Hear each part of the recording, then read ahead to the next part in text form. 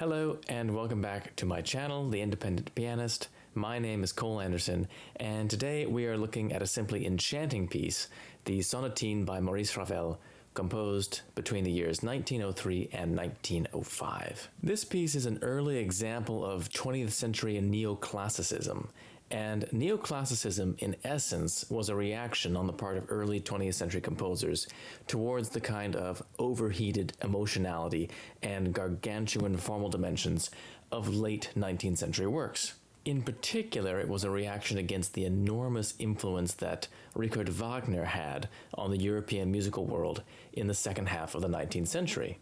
And Wagner was a great composer, no doubt, a genius in many ways, but I do think that Debussy was quite right when he said that Wagner was, quote, a beautiful sunset mistaken for a sunrise. During his career, Wagner was constantly lauded as the representative of the music of the future, and indeed he believed it himself wholeheartedly. He felt that his particular synthesis of drama, poetry, stagecraft, and music was going to lead to a new era in artistic expression. Well, in reality, things went far differently than he would probably have imagined, and it was really the late, odd, experimental works of a figure like Franz Liszt that had far more to do with the dizzyingly variegated streams that European music was about to split into. There were many ways that composers in the 20th century found to fight off the kind of stifling influence of Wagner and discover their own paths.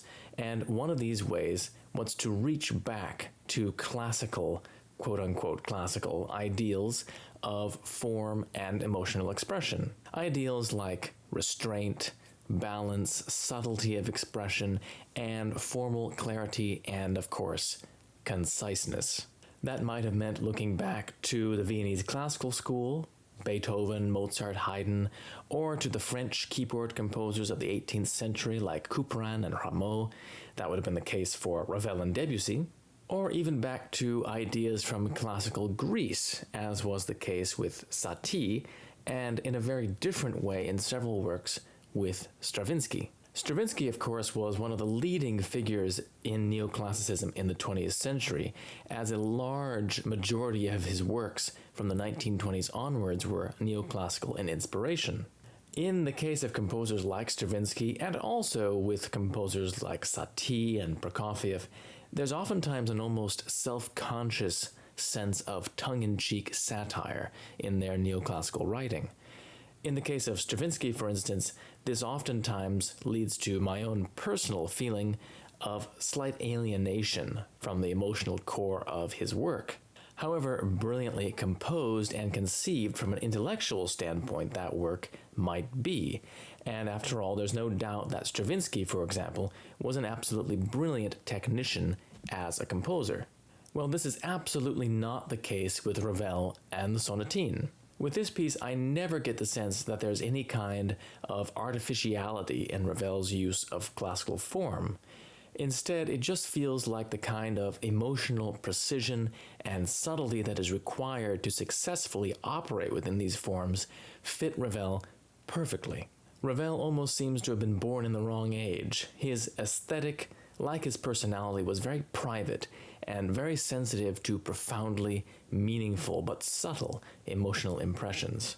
I use the term impressions guardedly, since we know that both Debussy and Ravel greatly disliked being labeled as impressionists. It is really an unfair term to apply to them, as it might suggest a lack of formal richness, a fragmentary nature, and so forth. And that's entirely not the case for either composer, but especially not for Ravel, who went to such pains to find the perfect proportions for his works, and who greatly disliked his pieces being played in an indulgent, excessively dreamy or fuzzy way. Apparently, Ravel didn't particularly like Walter Gieseking's playing of his music, for example, who was famous for his playing of Debussy's music and Ravel's music. Precisely for this reason, he found it to be slightly too fuzzy. Instead, he preferred Robert Casadesus and Vladu Perlmutter, who played in much more of a clear, kind of classical way. Ravel's music really needs clarity and precision, particularly of rhythmic structure, so that all the kind of marvelous details that he works into his scores can clearly emerge. In the Sonatine, Ravel is every bit as resourceful as Beethoven or Haydn or Mozart in the way that he organizes the music. Just like you would expect in a Beethoven sonata, the opening material of this sonatina, which is a descending perfect fourth in the melody, which is later expanded to a perfect fifth, is then used to bind the entire piece together. So the opening motives of every movement begin with some kind of a perfect fourth. But also, in a subtler sense, this perfect fourth, perfect fifth motive is actually worked into the very fabric of the music, into the accompaniment, and so forth. And in fact, in a more obvious sense, the work is also, in fact, cyclical, meaning that the entire opening melody is actually paraphrased in all three movements as well, in its entirety. Ravel's approach to piano writing was quite unique and brilliant, and this was extraordinary because he was not a virtuoso.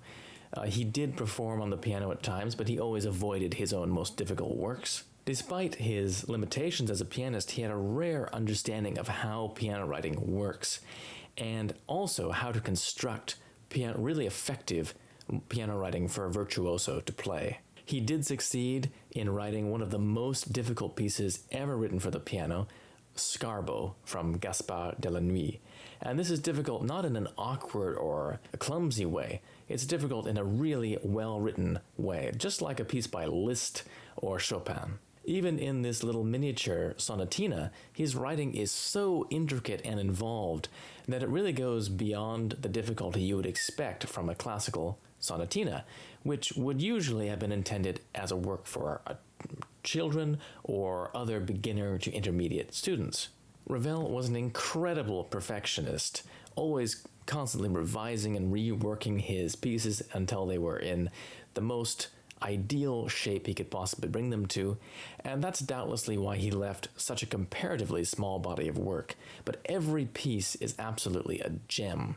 I think this also can explain why sometimes it seems as though he was so fastidious and detailed about dotting every I and crossing every T in his way of writing for the piano that he perhaps went too far and made things slightly awkward for the performer. And the opening of the Sonatine is a great example of this. Ravel seems to be imitating a string quartet texture here, so first violin and cello are doubling on the melody, while second violin and viola share the accompaniment. Ravel shows this by the way he divides the music between the left and right hands. If you play it literally as written, however, the left hand inevitably ends up interfering with the evenness of the tremolo accompaniment. For that reason, I slightly adjust which hand plays which notes in this passage, while keeping as much as possible of the original distribution to maintain the effect that Ravel is going for. The original distribution requires a slightly different kind of rhythmic performance, a slight lingering on the opening beats, for example, and also contributes to a more three-dimensional sound, since you will almost always end up accentuating the beats where the left hand interjects a little bit more than otherwise would be the case. So if you are playing a work by Ravel and you find that there's a passage like this that is really difficult to make work in performance, it might be this kind of an instance where Ravel wrote in a very detailed way that in performance actually needs to be slightly adjusted in order for it to be practicable. So anyway, without further ado, let's hear my complete performance of Ravel's Sonatine.